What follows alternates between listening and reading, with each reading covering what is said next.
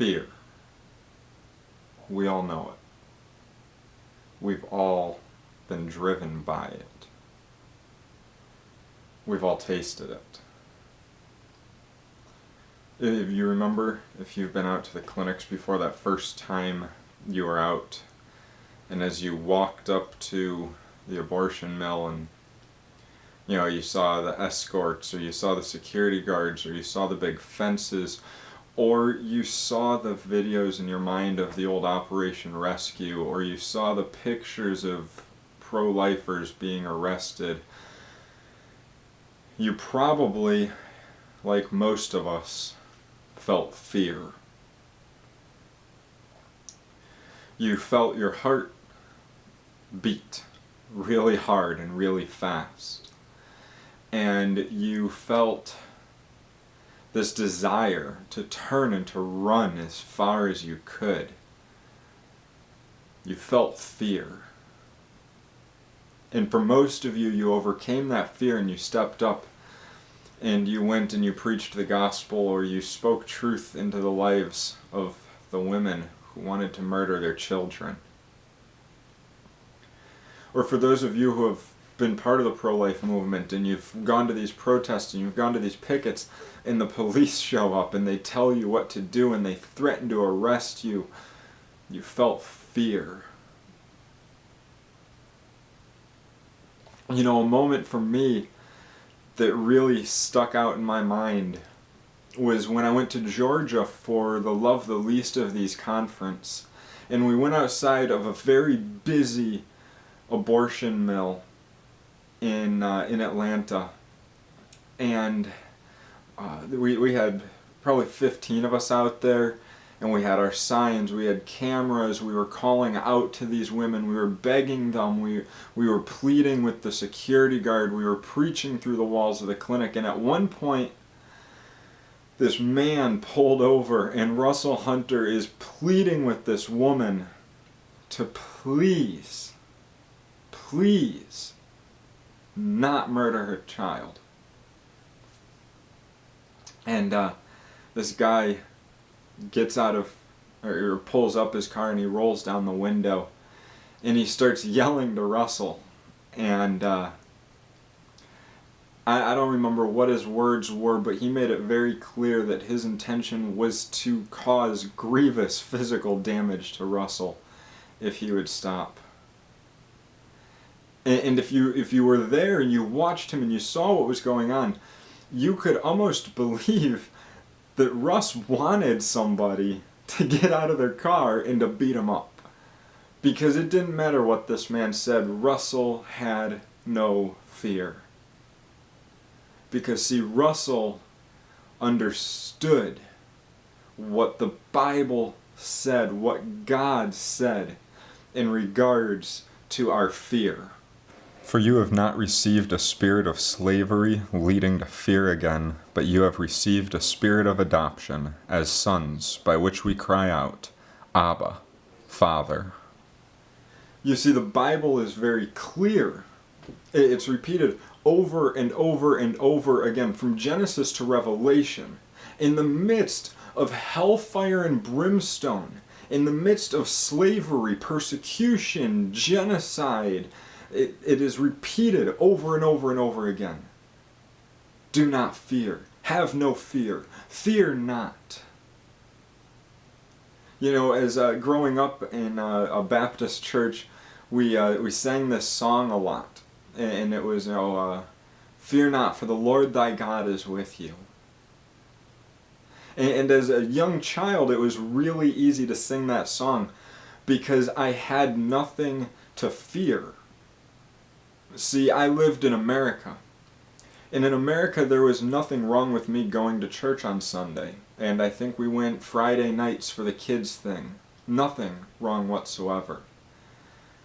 And as a kid, there was nothing for me to be afraid of because the other kids at school didn't even make fun of me for being a Christian because, what kind of Christian was I? I went to church and that's about it. I was a little kid.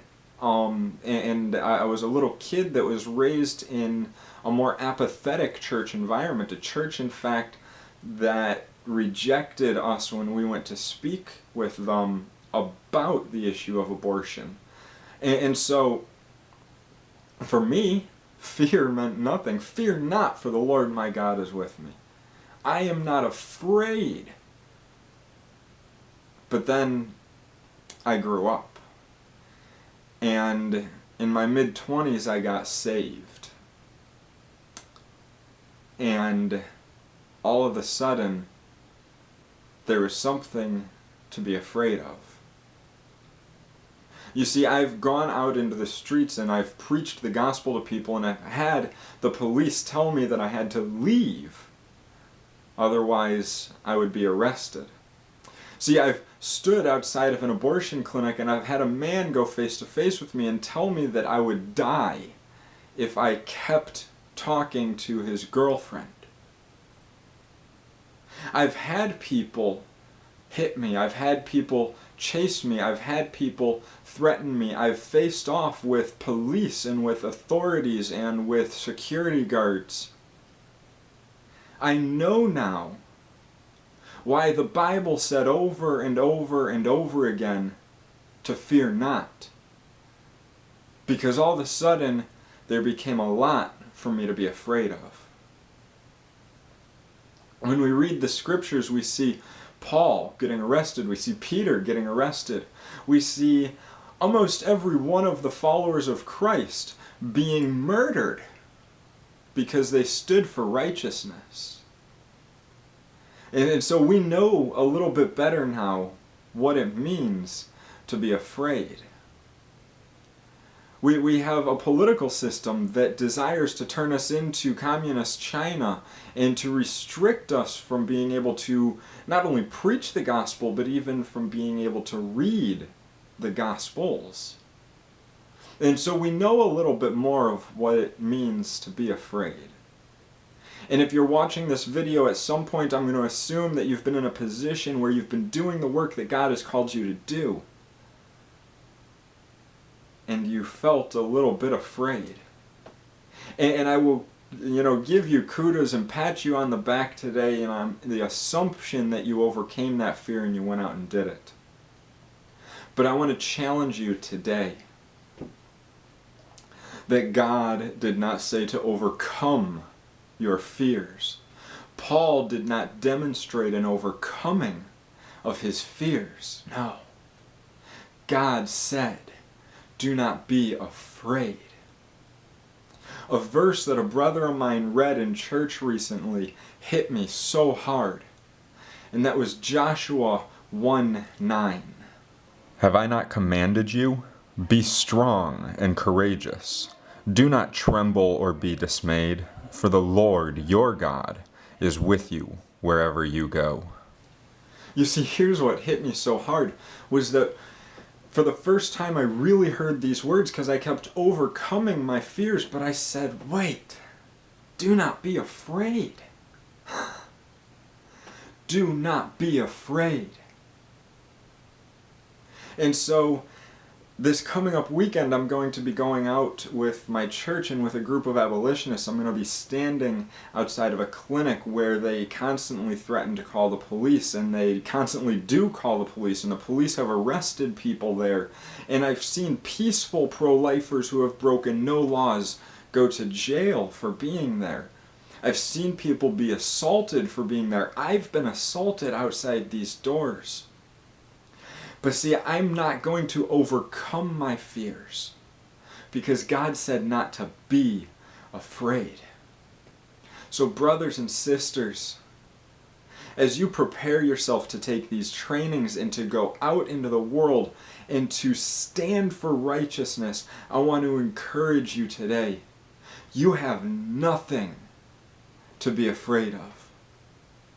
For God is sovereign, and everything stands in His control. And maybe, yes, you may get persecuted. You may even die for the sake of the gospel. You may even die to save the unborn. But if you are fearful, I would challenge you not to go out tomorrow, but instead to stay in. I would challenge you to examine your heart. I would challenge you to open up the Word of God and say, Father, why am I afraid? Take the fear away from me. Don't help me get over it, but remove it. Give me that peace that passes all understanding. Give me that security in my salvation that allows me to take any leap, to walk into the fires, if that's what it takes. Because when you go out on those streets, when you stand in public and you preach the gospel and you preach abolition, you will be persecuted. At some point, one way or another, somehow, you will be persecuted for your faith. Whether you are ridiculed and mocked or whether you are murdered, as just happened to a pro-lifer recently. One way or another, you will see opposition. And if you go in with fear and trepidation, then every single thing that I could say, every training that you could receive, every word of encouragement and advice from an abolitionist is going to be useless to you. Because fear overrides. Fear takes over everything. So I tell you to be afraid of one thing. One thing and only one thing. Fear God and not man. For fear of the Lord is the beginning of all knowledge. And it is through knowledge, it is through wisdom, that we will see the abolition of human abortion.